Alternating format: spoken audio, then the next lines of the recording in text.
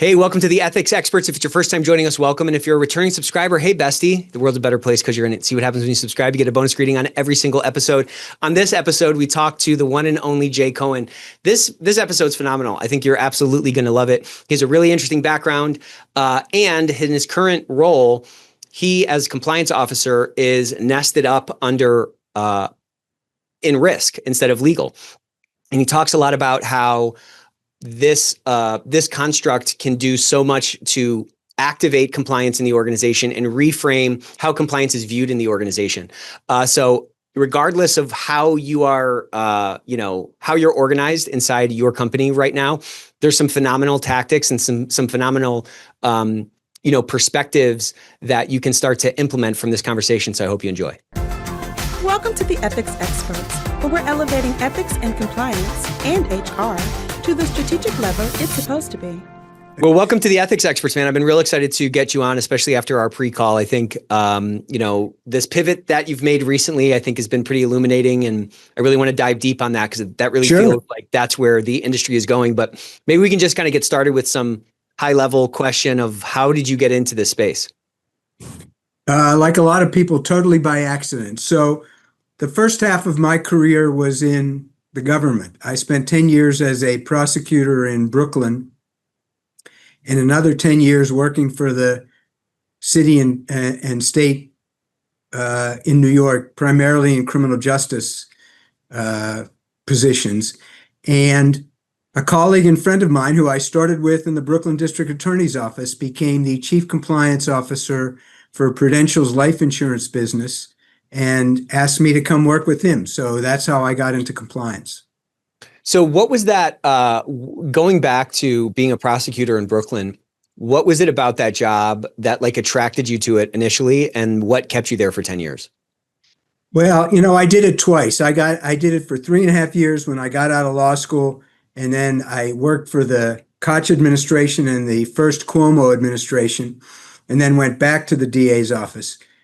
And it's the best job I'll ever have. Really? Yes, absolutely. Now, and here's why, to answer your question. When I started, New York was a crazy place. Yeah. I mean, Brooklyn, we used to joke that it was a better place to be a prosecutor in some neighborhoods than a resident because the crime situation was so tough. But for us, it gave us an enormous opportunity to make a difference, to really help bring the city from chaos to where it is today, and an extraordinary amount of responsibility. I mean, because of the nature of the caseload and all the work there was to do, you really got thrown right in the middle of things. And I got to work on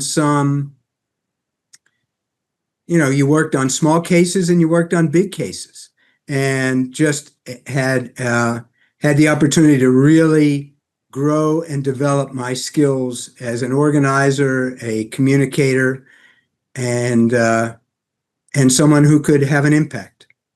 And you were, I think there was a ton of change that those two administrations you referenced drove in New York. Talk to me a little bit about that, what lessons you may have learned from driving that change, and how you were obviously a lot closer to the front lines than, a mayor or their administration. So I'd love to hear how those initiatives, you were able to kind of carry the ball forward on the front lines, and how you started to see maybe the winds change a little bit or something. That's a great question. So besides working on individual cases, I got the opportunity, whether it was in the DA's office or working for these administrations, to impact policy change. One of the opportunities I had was to work in the criminal justice office for the mayor, and helped him work with district attorneys and the police department, more police on the streets, changes in laws around drugs or crime or domestic violence. When I was worked in Albany for the first Cuomo administration, I was in the Division of Criminal Justice Services.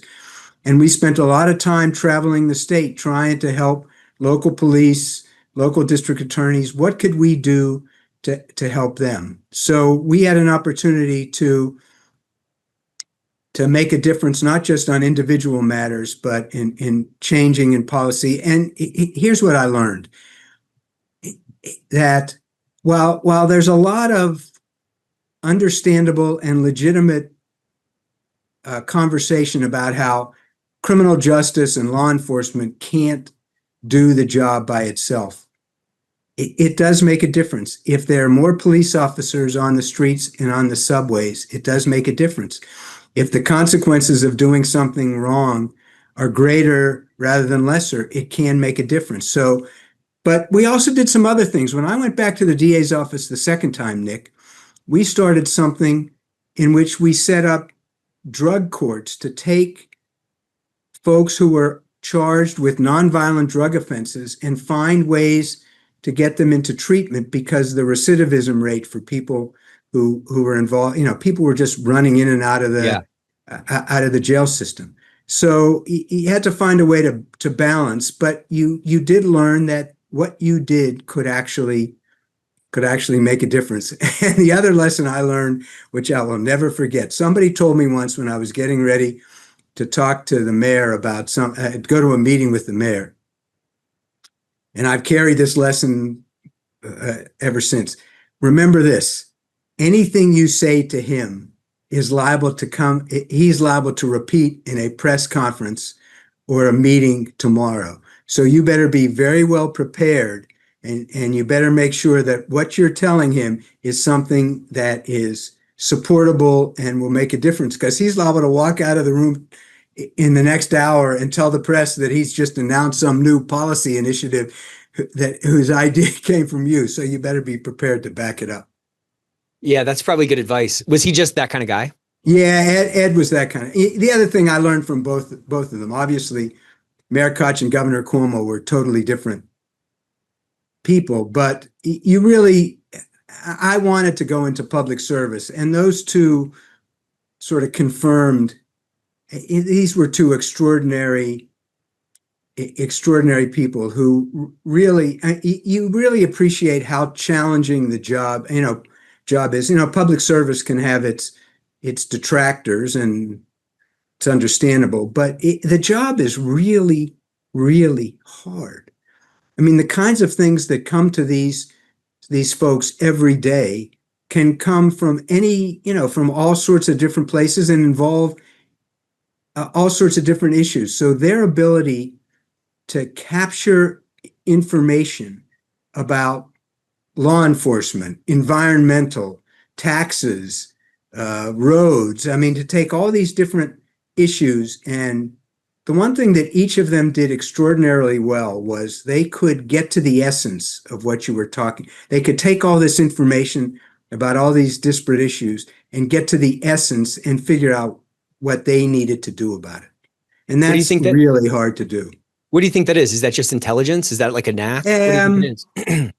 Yeah, it's also sort of organized. It's organized intelligence, and it's also emotional intelligence. They could sort of capture not just the substance of a policy, but what impact it was going to have. And that's, kind of an emotional intelligence on top of extraordinary capacity to capture and retain and process information. It's pretty fascinating, because I think personality-wise, those guys were very different. Totally different. And obviously, because they were rivals. Yeah, right. They ran against each other twice, and each one won once. It was a friendship would be too strong a word. It was a relationship. They needed each other. They couldn't get along without each other. Kind of bird and magic type thing. Yes, very much. Very much. And I got to see it from both sides, so it was pretty cool. Yeah, and it's cool to be able to see these two very different sort of archetypes and see what that similarity is, because that's something to emulate, like the ability, the ability of I call it like self-observation, the ability to step out of yourself, which, I think is an important skill. It's hard to do, to objectively actually do it. But if you can't step out of yourself and consider your own work or where you yourself might be like messing up, how much harder is it to step out and see what the implication of a policy is on the people that are subject to that policy? You know what I'm saying? Like those are all just like simulations that you're running in your mind to see like what is most likely to be successful. You know what I mean? The other thing I'll add to that, and I have this, it's funny because I have this conversation with my wife all the time about the egos that public, very high profile public servants have. And certainly we've seen examples of that. And what I tell her is, while all of this can get carried away. Right. And this is to your point about sort of being able to, if you don't have extraordinary self-belief, you cannot do the job that these folks are being asked to do because you're challenged all the time. And if you're going to second guess everything you do the minute you do it, you will be paralyzed and the government that you're running will be paralyzed. So, they all have to be very tough, very strong people. And the challenge is how to make sure you take that to its best healthy terminus. Yes, and not get too carried away. But yeah. And the other thing to sort of get us to the subject is I learned a lot of how to, not that I'm in their league, but I learned a lot of lessons on how to communicate. And this gets back to what I was talking about capturing the essence. We would go in and talk to the mayor about our proposal for a new gun law. And we come through and we give them the 5 points of this is how it's going to change the gun laws today to tomorrow and what it's going to accomplish. Yeah. And he would walk out of the room, do a press conference, and he would say, use a gun, go to jail.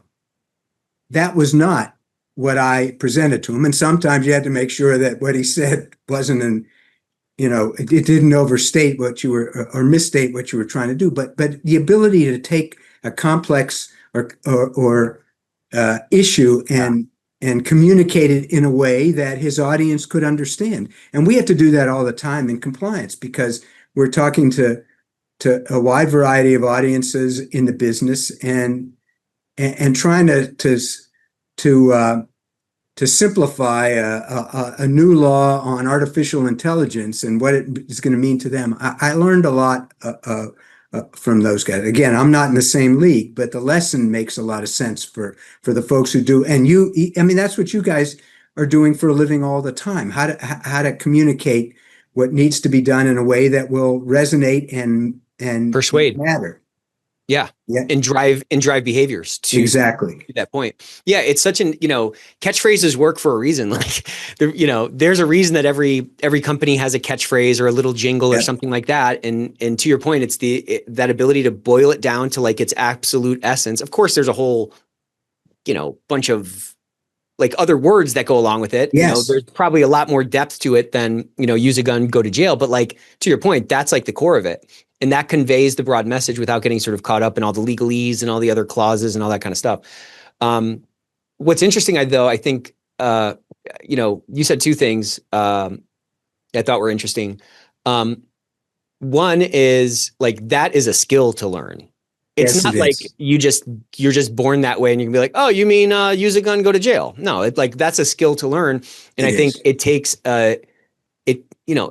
like any skill, it takes some intentionality and some focus. Nice. And it also takes, if that effort is going to be consistent, the belief that there's a payoff in that. And so like zooming into this example, like the payoff is if I can boil something down that's complex and I can convey the essence of it and drive those behaviors in a more efficient way, that's by definition more effective.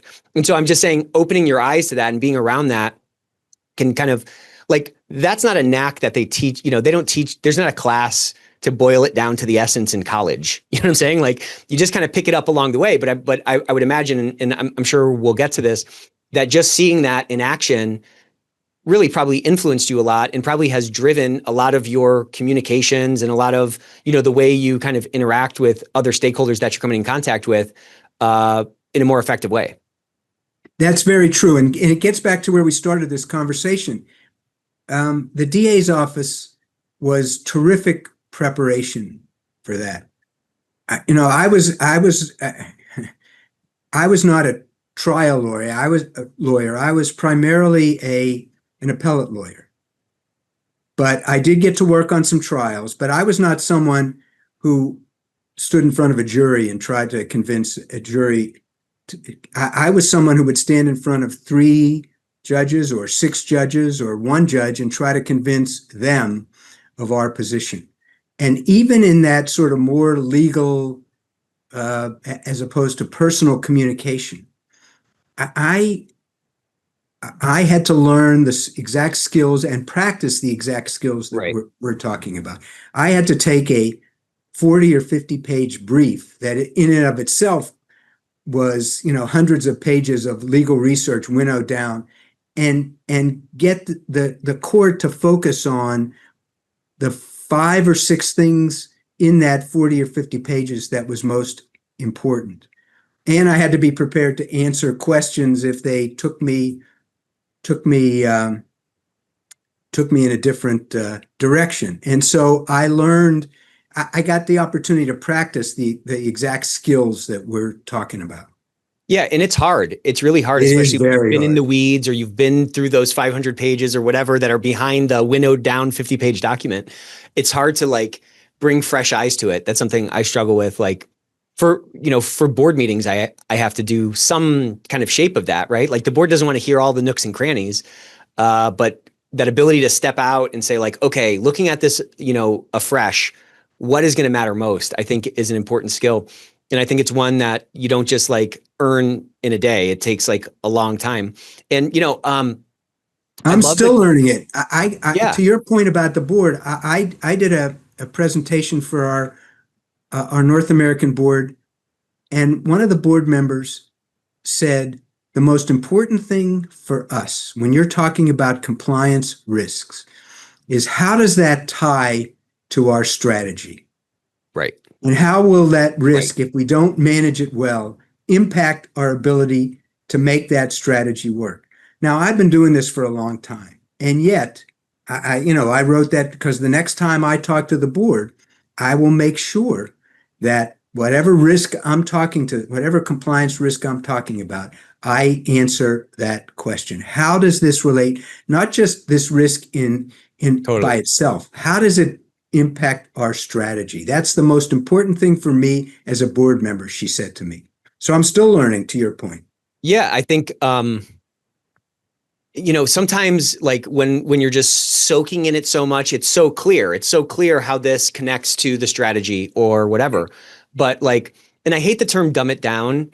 But like I like it more like make it easy for them, because otherwise what are you doing? You're really just kind of sitting back, crossing your fingers and hoping that they are doing the right arithmetic and they're grabbing the right sort of disparate data points and the right implications to come to the conclusion. Like if you can't, or we can't tie directly to that strategy, the odds of getting the buy-in, the endorsement, the odds of them seeing whatever issue we're talking about in the correct light or with the right, gravity or whatever is kind of out the window. So it's like you constantly have to do that. And you got to do that in sales conversations, and you have to do it in, constantly. Like we have to get back down constantly to that, like you said, the essence of it and like why it matters, Well, and directly to what you're talking about, one of the other lessons I learned when I was working for the government is my boss would say to me, remember this too when you talk to, this is not the only issue that they have to think about. Yeah, so exactly. for us, Great compliance is the most important thing we do. But when we're talking to a board member, like when we're talking to a mayor or a deputy mayor or whatever,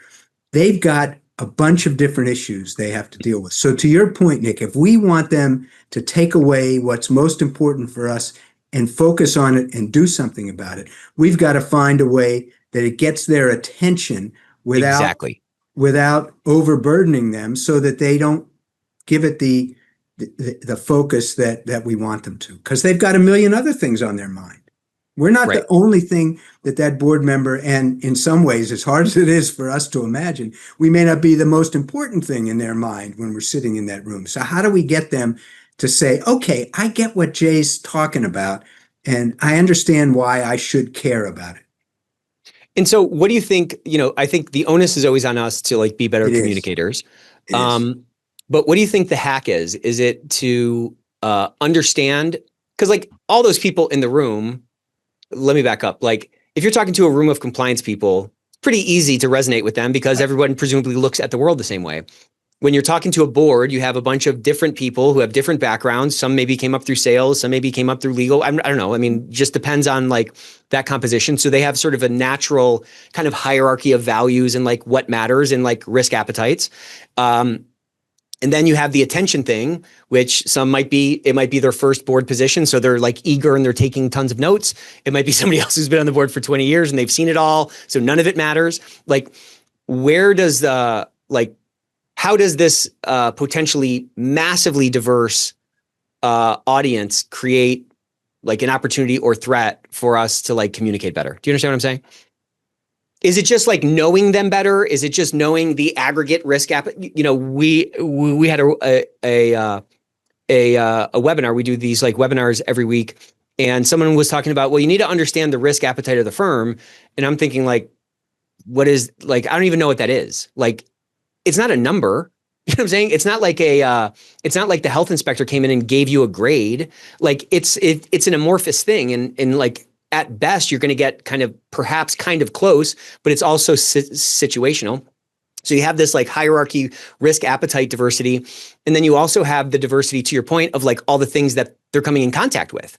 And like most of the other things they're coming in contact with are coming out of divisions or departments that don't have kind of the same level of clarity of purpose, let's say, where like we at least are responding to guidance from regulatory bodies that are like written documents. Like there's not that same guidance coming for like the marketing department. They just have to go hit a number. So like the shape of that work, like recommendations coming out of departments at some level is like a function of the shape of that work and the foundational, challenges that come along with those departments. So I'm just saying that's yet another dimension of complexity in this diverse audience that we're trying to persuade or trying to like elevate our issue to, the right spot so it gets the right attention. I think I've never done a board presentation where somebody said to me, boy, I wish you'd given me 12 more slides. So the first thing is, while they need information, trying to make the information as succinct and direct and focused as possible. The second thing is, and this is hard for me to do as it probably is for others, is try to separate the wheat from the chaff. Nobody wants their company to violate any rules, but if you're trying to communicate to senior leaders of the board, give them some idea of why this is really, really important. And that's why, I'm not a huge, I shouldn't say this, probably since I'm part of the risk function, which I know we're going to get to. I'm not a huge fan of risk appetite when it comes to compliance, because it's very hard to say we have the appetite to break a rule. We don't have the appetite to break a rule. So I think that's a challenging way for us to communicate, but it doesn't mean that there aren't some things that, given the nature of the rule and the consequences and the importance of that rule to our business, some rules are more important than others, and some risks are greater than others in the compliance world. And so getting the board to focus on what they really should be worried about and what we're doing about it, and if we're not doing enough, what more we need to do about it. Yeah, and I think that pivot to it was kind of implied in what you're saying, like those are not necessarily like the primary objective of that interaction is not to validate my position and prove that like, hey, I should be in this position. It's to exhibit and, it's performative to some sense, right? Like if we're going to be a trusted advisor to the organization, that's what we're trying to convey. Like what matters most to the organization, which I think takes knowing the audience, of course, knowing the business inside and out, but also having this knack that you're talking about of being able to boil it down and direct them.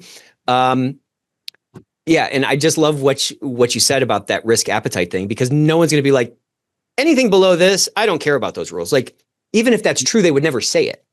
Never. You know what I'm saying? So I think there's so much opportunity in that board interaction. But, as I was thinking through what you're saying, these axioms or these tenets apply to kind of all communication to the extent that, compliance is not necessarily responsible for compliance. How can they be unless they're doing everything? They're responsible for creating the circumstances that allow for a higher occurrence of compliant behavior. I think that's really kind of what it is. So thus, it's like influencing all these behaviors and all these different audiences, all these different groups.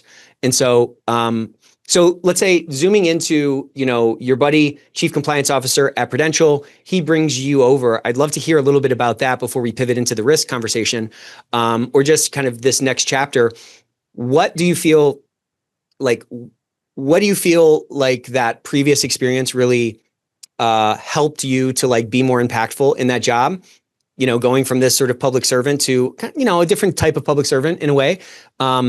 And then what was really surprising about that job? Prudential was in the midst of a regulatory and lawsuit challenge at the time. And as the new kid on the block, I got put in charge of document retention, making sure. Now, Prudential had a large insurance sales force at the time, making sure that every sales office across the country retained all of the documents that were necessary for this regulatory and legal challenge, which was a lot. And back then, I'm going to date myself here, it was a lot of paper too. It wasn't all digital. So the challenge was great. And I'll never forget this. One of the things I learned was I couldn't get in front of the business enough. And I had to appreciate that for the vast majority, for the people in the company who had done nothing wrong, this whole challenge was really, really tough. They felt like their business was being implicated, that they were being impugned. And as the compliance guy, I was the face of this problem. So right. I was the target of their frustration. We got invited down to a national sales meeting once, and they basically put us on the agenda. And I thought, this is going to be a great opportunity for me to talk about all the great things we're doing in compliance. It was really an opportunity for them to express their frustration because they wanted us to understand as we were trying to get. Well, you can't have a party without a piñata. You know correct. What I mean? Well, and we were it. But yeah. I developed a real appreciation for how important it is to understand. It can be easy in compliance for us to think that frustration is misplaced. Don't they realize that we've got to fix this? They did, but we had to appreciate the different perspective that they had as trying to continue to do their work and that we had as trying to resolve this problem. And the fact that we gave, that we at least demonstrated some willingness to listen to that frustration was very helpful for us. They appreciated it, didn't change the fact that they still viewed us as sometimes part of the problem rather than part of the solution. But you really had to appreciate and not denigrate the legitimate concerns that people who are doing business the right way had for being under this gun. Yeah, I mean, sometimes, a business is just this complex thing. I mean, it's a crazy thing. And it's not like quotas, sales quotas probably weren't changed as a result of this thing. So these guys still had to do what they were doing last year and the year before. They still had work to do. And now there's this whole new regulatory overhang that's just extra work.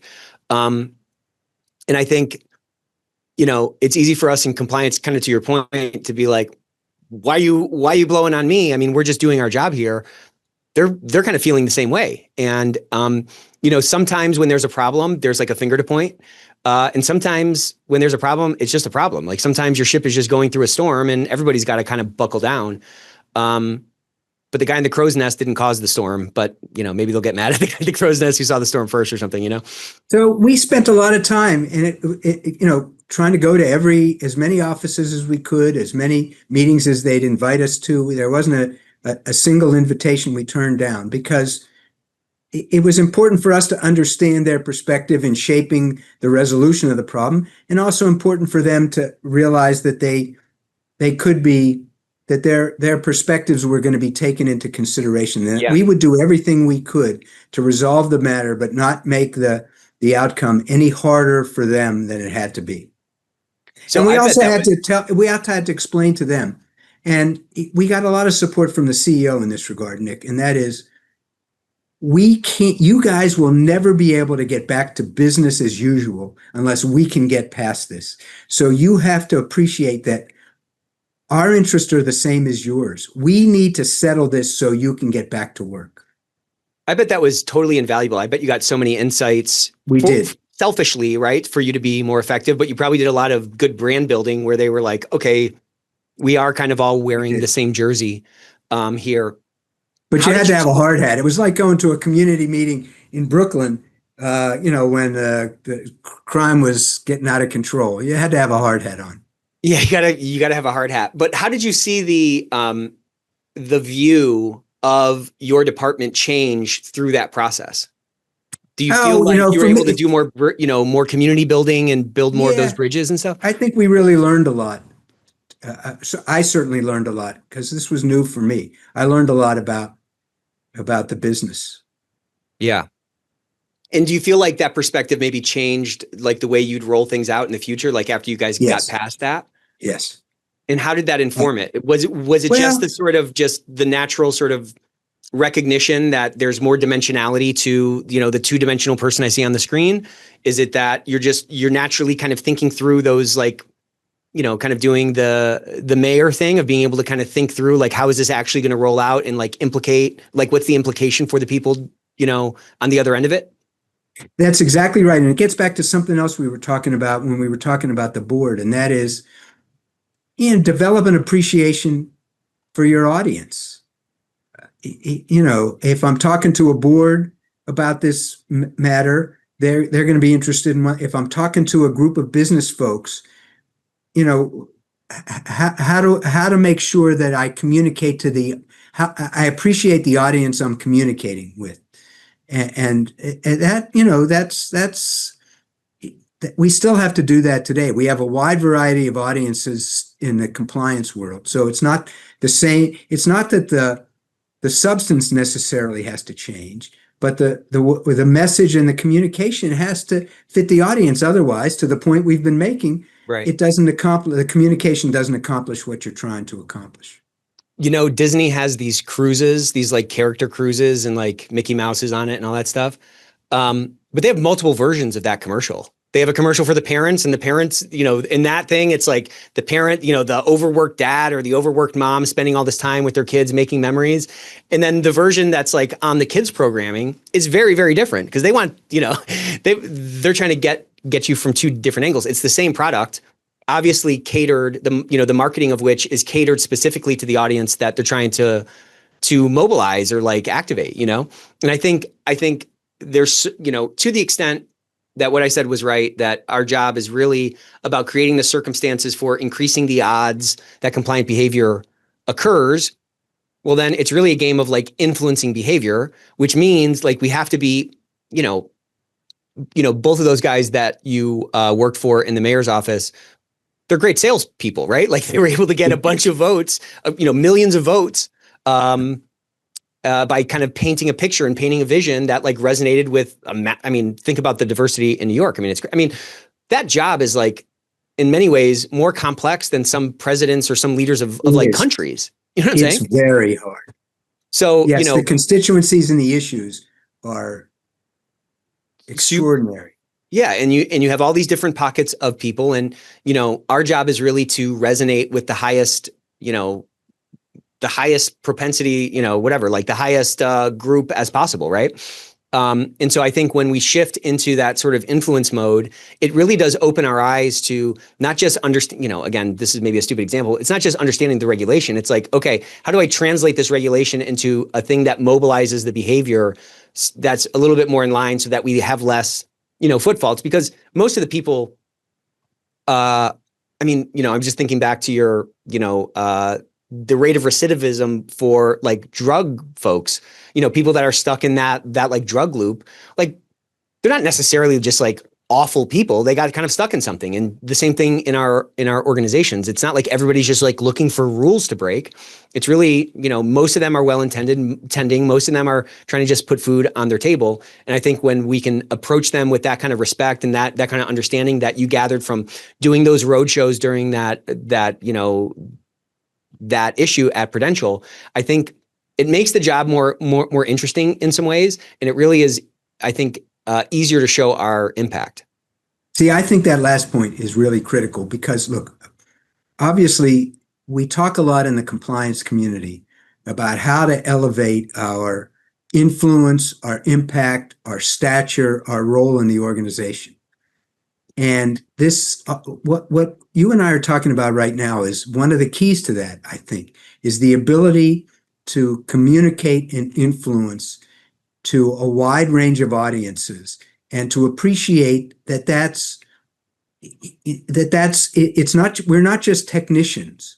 And so right. if we want to be, and I think we should be part of the C-suite, if you think about who's on the C-suite, whether it's the CFO or the general counsel or the head of a business, they all have that skill and ability. CFOs, who could be financial technicians, if they're really good at their job, have the ability to communicate the same issues to different audiences in a different way, whether they're talking to the business, they're talking to the street, they're talking to investors, they're talking to the board. That communication skill is one of the things that separates a good CFO from a great CFO. And I think we have to, if we really want to be at that level, we have to appreciate the importance of that for us too. Yeah, I think that's exactly right. And I think as you get higher in the organization, I think there's a higher concentration of like what I would call expertise, right? Yes. And I think expertise in any field is a function of like knowing what matters and what doesn't matter. And I mean, when you're a first year auditor, everything matters. Every single possible audit test, every control matters. And then as you get more versed in it, you say, okay, well, for this type of business, really these 5 or 6 things are really kind of the big needle movers. We have to get those right. There might be some noise on these other 50 or something like that. And I think when that expertise level increases, I mean, a mayor is a great example of that. And maybe you just kind of pick it up along the way. What level of detail to convey, and how to better, you have a higher sort of expected value in the words that you say in terms of like resonating with that audience. And I think the other thing at that level, and maybe this is just like another way to look at this expertise thing or like what matters and what doesn't matter, is I think at that level, everyone is a good business person. They might have a concentration, to your point, in technical accounting or in sales or whatever these other sort of paths to that top are. And I think to your exact point, the other thing that goes along with that is being a great business person. I think when we can show up with a slant toward, influence, where we're trying to be more influential, like if you're just trying to be more influential and you're just doing one more lap around your talk track to figure out what edges you're going to shave off, that's a step forward. And I think if we can just also be trying, we want to be better talkers, right? If we also are trying to be better business people, well, then we're naturally going to open our eyes to things that are going to kind of lay that foundation and like help build us toward that. But like to your point, if we're never thinking about the influence thing, then we're never going to be like revisiting how we talk and how we communicate. And if we're never trying to be better business people, then we're not going to notice like the things that from the CEO's perspective don't matter that we think do matter because we're just like in the trees. You know what I mean?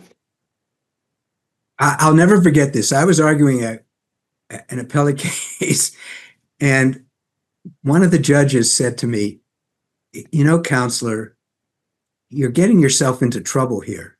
And I remember thinking to myself, I know I'm getting myself into trouble here. What I can't figure out is how to get out of this. And it's that, you have to appreciate, I was going down a road that I thought made sense, but I should have recognized that to him, and he was doing me a favor, I was going down a road that to him and his colleagues was going to make no sense whatsoever. So I had to, you have to catch yourself every now and then. Yeah, but again, I think to the point you made before, when you're tuned in with the audience and you're not just pressing play and just letting the talk track come out, you're tuned into the audience. You can kind of see a little bit more when it's getting off track and when you can kind of pivot in real time.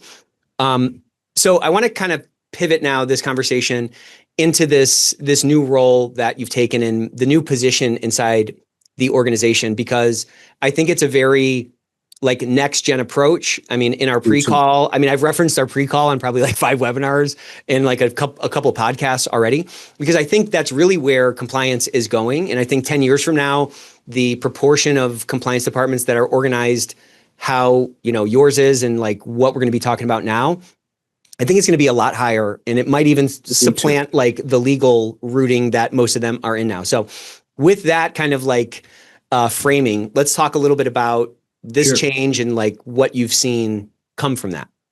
All right. So this is the first time in all my opportunities in compliance that I've been part of the risk organization. As you and I talked, all this debate that's been going on as long as I've been in compliance as to whether compliance should be part of legal or separate. Here, a few years ago, the company moved compliance out of the legal department and into the risk organization. So I'm part of the global risk organization, and I report to the North American chief risk officer, and I have a dotted line to the global chief compliance officer. And to me, there are all sorts of opportunities and advantages for me being part of the risk organization.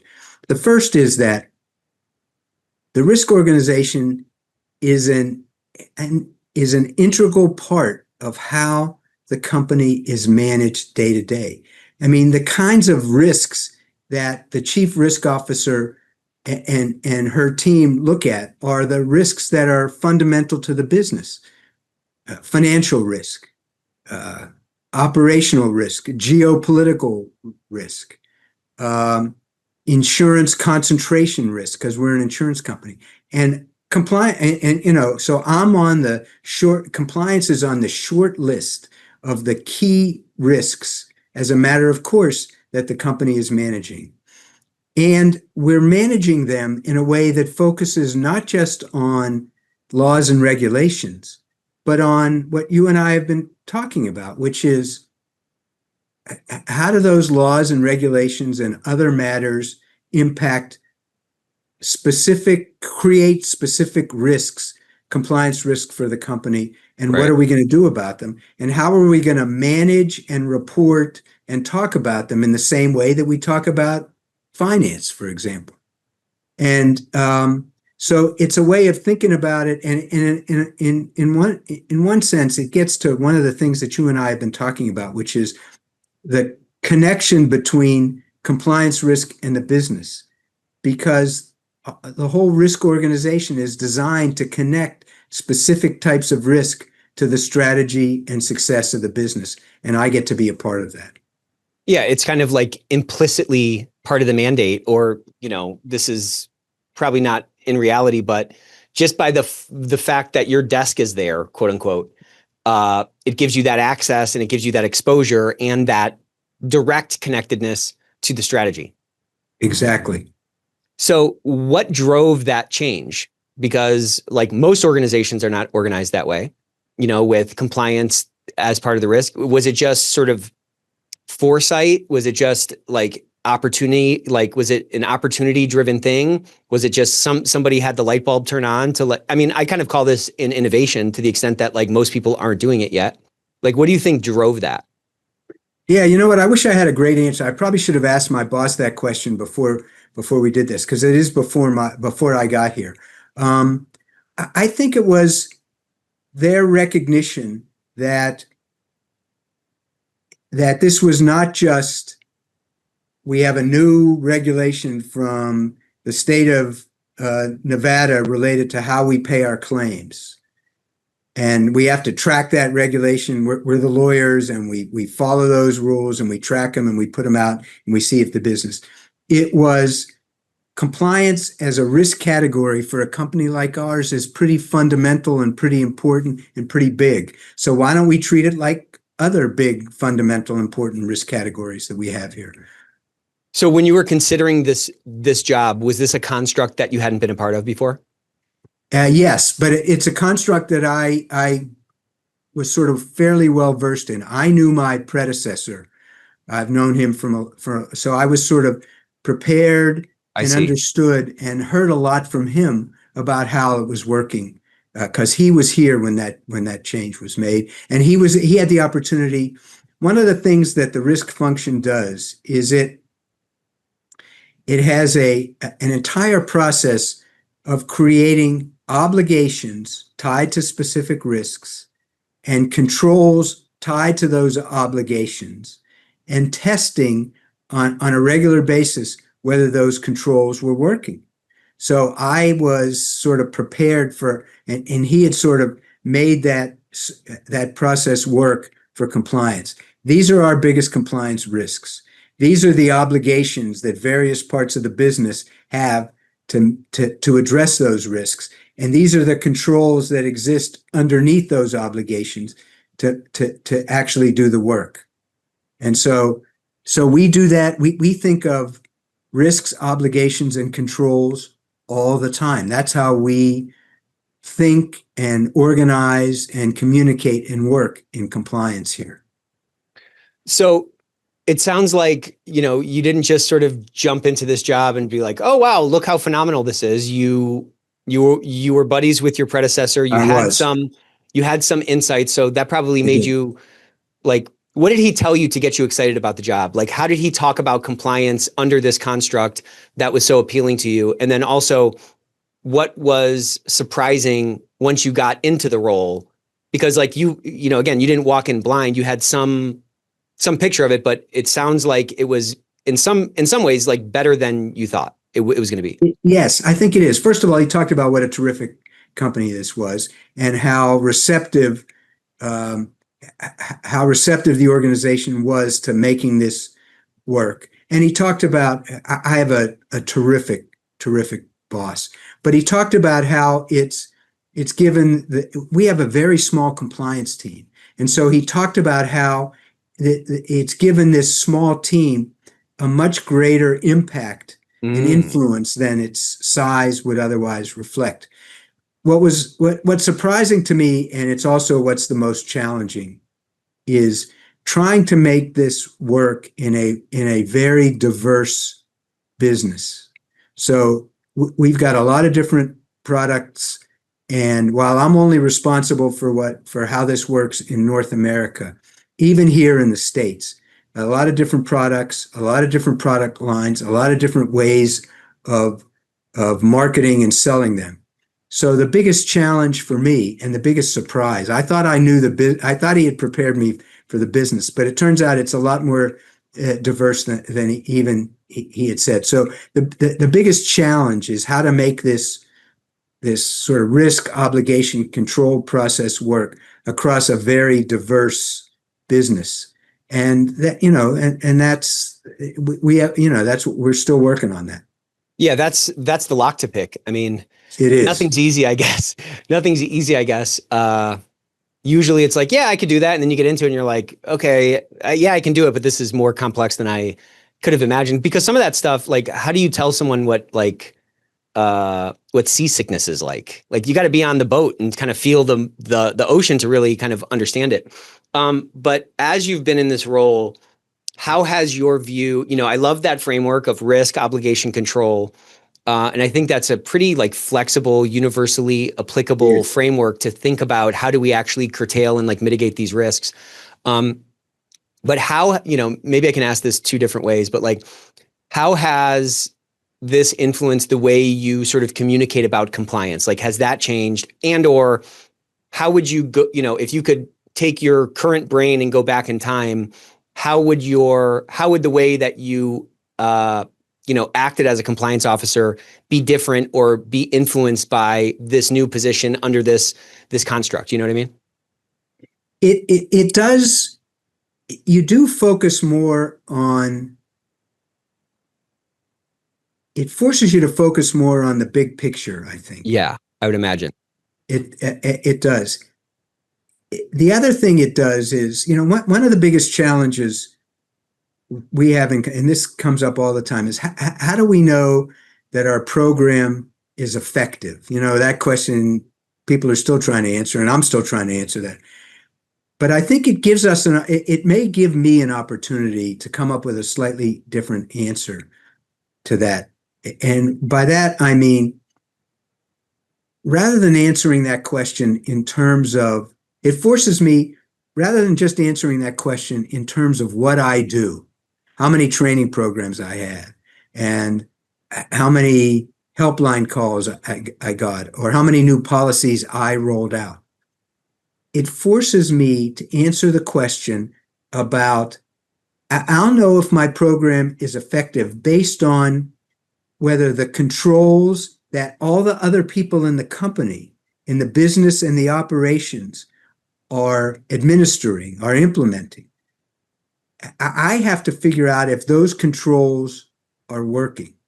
Yeah. And that's how I'll know if we have an effective compliance program.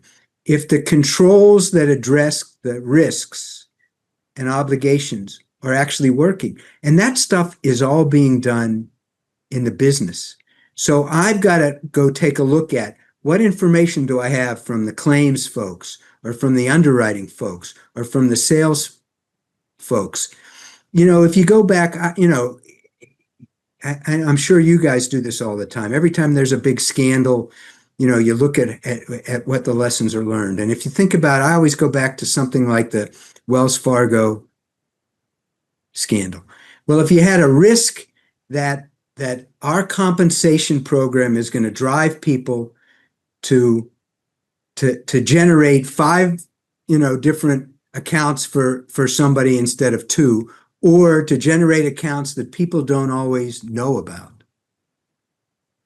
What's the obligation? Our obligation is to treat our customers fairly and make sure they know exactly what it is we're doing and that it's in their best interest. What are the controls around that? And all those controls existed in the business, not in compliance. Yeah, exactly. And so if you think about it that way, this whole risk, obligation, and control process forces me to look at what the business is doing and not just what I and my team are doing. Yeah, it kind of causes you to kind of flip the shape on its head and look at it from a different vantage point, which Yes. probably allows for obviously a different perspective, but it probably influences like a different order of operations on what you might do to get the peace of mind that, okay, this is relatively more effective. Yeah, that's exactly right. Now, it makes the job harder in some ways because I've got to find out. Yeah, and I've exactly. got to get access to, and I've got to have people, the ability for people to, I've got, in this diverse business, there's a lot of control work being done in a lot of different places. So I have to get us back to where we were talking. If I've got to focus on the most important, I've got to be able to identify the most important risks given what we do for a living from a compliance perspective. The 3 or 4 or 5 obligations related to those risks, not 100, but a small number, and then nail down what are the controls that the business has to address them. And it's very hard to keep myself focused on a small list of risks, a manageable list of obligations, and an even more manageable list of controls, and then really drill down on them. And that's what we're still working our way through that. But it gets down to really what we were talking about. What's really most important, and what's being done, not just in compliance or legal or risk, but across the organization. And that's it's not an easy thing to do, but I think it's going to be the difference between being able to answer the question of effectiveness and not being able to answer it. Well, and at some level that effectiveness question, I mean, it's just, I'm going to sound like an idiot, but it's like so theoretical. Like there's not like an effectiveness score. Maybe theoretical is the wrong word. It's at least like amorphous. It's at least, it's not like an objective thing. And the efficacy of something is always changing. The risks are changing, the landscape's changing, the controls get outdated, people change, whatever. So it really, I just think like sometimes in our space, we talk about like an effectiveness of our program as some like destination that you're going to arrive at. Like, we're effective now. And it's like, well, you're never, it's almost like perfection. Like you're never going to be perfect. So like you want to continue to strive toward it because that's noble and there's improvement that comes from that and everything else. But almost the question itself kind of leads to this sort of myopic, boil the ocean type thinking, which like is kind of the antithesis of like effectiveness, because what you just described is kind of my favorite principle, which is the Pareto principle, where it's like, there's a couple things that are going to move the needle that you absolutely have to get right. And then what's great about the Pareto principle is like, once you fix those, well, now you can do a Pareto on the remainder and you can keep kind of iterating through that. But I just find so many folks, I was talking about this on a recent webinar, like, it's almost like they assume that a regulator or somebody that's going to come in from, that's going to kind of give that external scrutiny is not reasonable, which I don't think is true. And they also think that there's not like an argument to be made. And so when I've talked to people who have been through, like a massive DPA and all that, like there's a human being that's coming in as a quote unquote auditor from the government to get a sense of like, okay, is this company taking this seriously? Are the remediation steps they're taking quote unquote effective? And that is a subjective exercise to some degree. And so when you can convey, and please correct me if you think I'm wrong here. No, so far so good. Might be wrong. No, but if you can convey your thought process and you can make a compelling argument and say like, okay, well, I have 10,000 risks, but these are really the main risks. These are the ones that like I absolutely have to get right. I mean, these people are reasonable. They know that you don't have an army of compliance people to fix a problem. Like there's limited resources, there's limited budgets, there's only, 24 hours in the day, regardless of whether you're going through, a regulatory issue or not. I think there's a lot of freedom in that.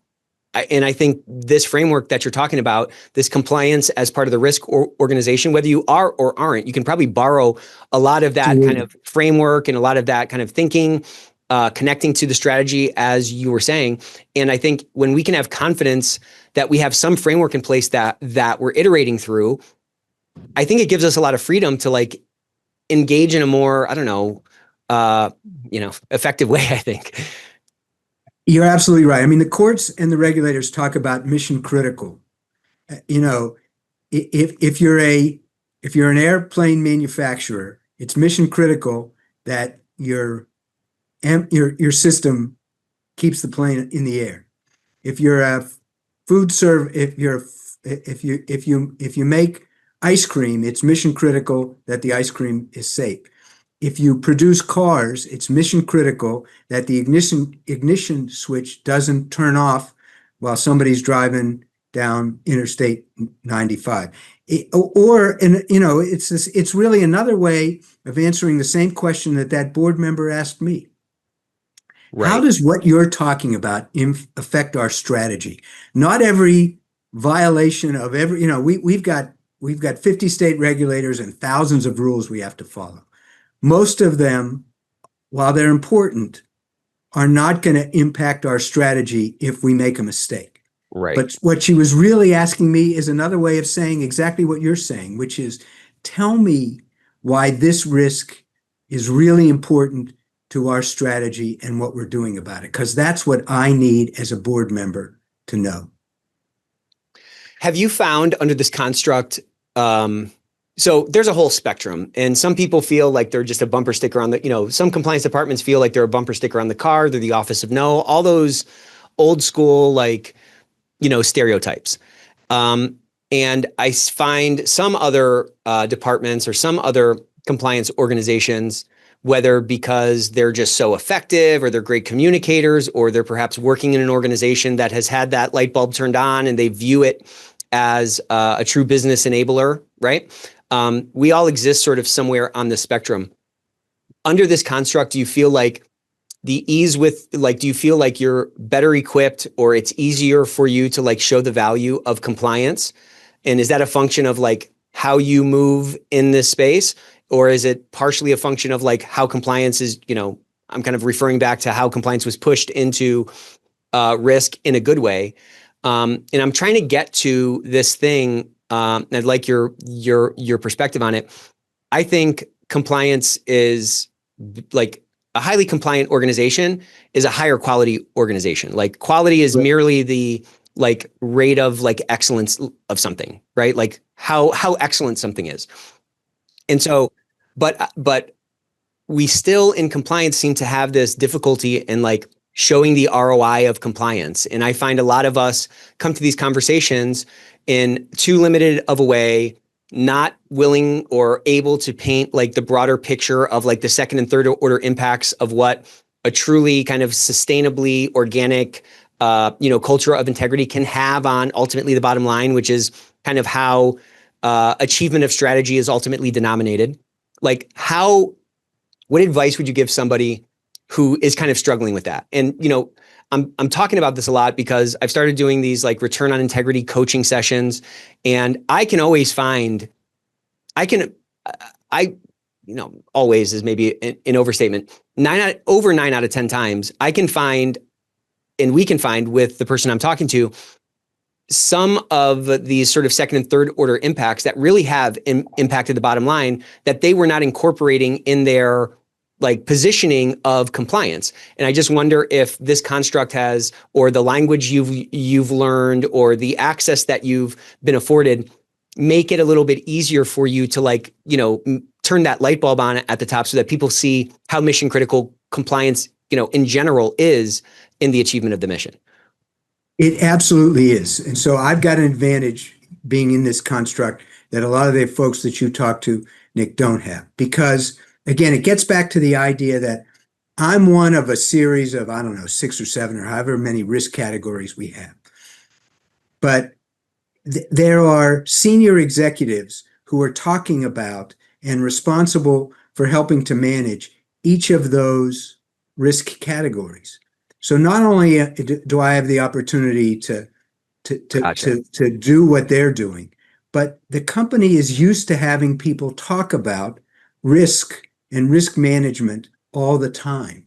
So I don't have to persuade somebody why they should care about compliance risk. It's already on that list of risks that we're managing. And I don't have to persuade somebody or help them understand how I'm managing them, because I'm managing that risk category the same way that other people in the company are managing other categories of risk. So it gives me an enormous opportunity to be part of a normal, regular conversation about risk management at QBE. So it is, to me, a huge advantage. I think, here's what I say to somebody who doesn't have that same construct. I sort of compare, I was trying to compare myself, not so much to the GC, where we spend a lot of our time in compliance, and I know but to the CFO, because I actually thought, and now I'm not so sure with the current administration, but I actually thought compliance was getting itself on the verge of a sort of Sarbanes-Oxley moment for compliance. Right. And if you think about what Sarbanes-Oxley did to elevate the importance, the relevance, the stature, and the risk to the CFO when they had to start signing their name to quarterly and annual reports. And I think we were sort of almost starting to get ourselves there with compliance certifications and the PCAOB talking about new ways of auditors looking at compliance risk and all that. And I don't know if that stuff's going to be put on hold for a while, but it'll come back. But if I think about comparing the CCO to the CFO and how the CFO manages the financial risks of the organization, and while I'm not at that level in my company, I have the opportunity to talk to senior leaders and the board using similar language. And I think any compliance officer could do the same thing, even if they're not part of the risk organization, even if you're part of legal, or if you're separate. My job as the CCO is to help this company understand and manage its mission critical compliance risks the same way that the CFO does for financial risk, and the business leaders do for business risk, and the general counsel does for legal risk. And that's how I'm going to do it, and that's how I'm going to talk about it.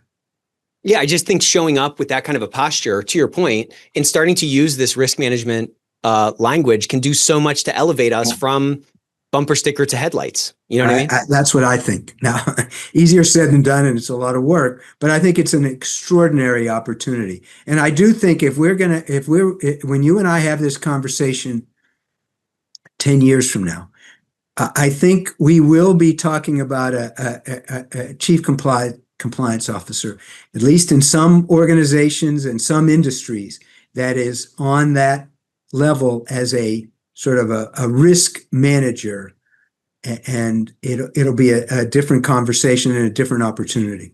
Yeah, and I think it's kind of just a maturation of Yes. our industry. I mean, when it first started, it was usually came out of legal, and someone smart in the legal department was like, hey, here, you're smart, figure this out. And Yep. it's like, we don't really know where we live. Do we live directly to the board in legal, whatever? I think as it's maturing, more and more people are hopefully going to see this, or at least start kind of adopting some of these frameworks. So we ran long. I could have talked to you for another hour, Jay. Thank you so much for coming on, man. This was awesome. Talk to me anytime, Nick. Thanks a lot. I really appreciate it. Awesome. See you next time. Take care.